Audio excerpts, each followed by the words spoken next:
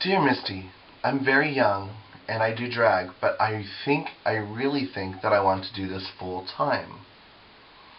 But I don't know if I should because I am so young. What do you think is best?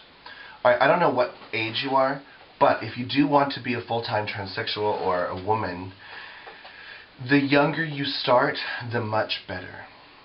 Meaning, the way you do this is birth control, or Premarin, or estrogen, or testosterone blockers. And the younger you are, the higher chances of you being a very successfully, what's the word I'm looking for? The younger you do this, the better the chances of you being a passable transsexual are. Because when you're young, your face is already androgynous. It's already soft and feminine. And the older you get, that's when your jaws start to widen, your face starts to box up, it starts to, and obviously your hair growth, your receding hairlines and things, they change as the older you get. Now if you stop all that now, you're going to become a very soft and feminine person. Now,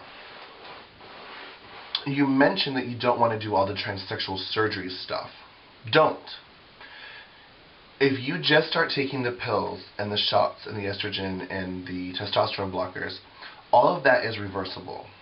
Meaning, if you take hormones for 2 years and then decide, you know what, I don't want to be a woman anymore, it will take time, but all the changes that your body developed will go back, and they're reversible. And that's a good and a bad thing. It's good because you can change your mind. It's bad because if you can't afford to keep up the testosterone blockers and estrogen, then you can always revert to your masculinity. Now, if this is something you want to do, I would start by taking the pills and... Now, if this is something you want to do, go ahead and start taking the pills and the shots. And, I don't know how young you are, but when you begin to mature a little bit, you can decide if this is something you really, really want to do for the rest of your life. And that's when I would undergo, like, the silicones and the breast implants and things. You say you never want the surgery.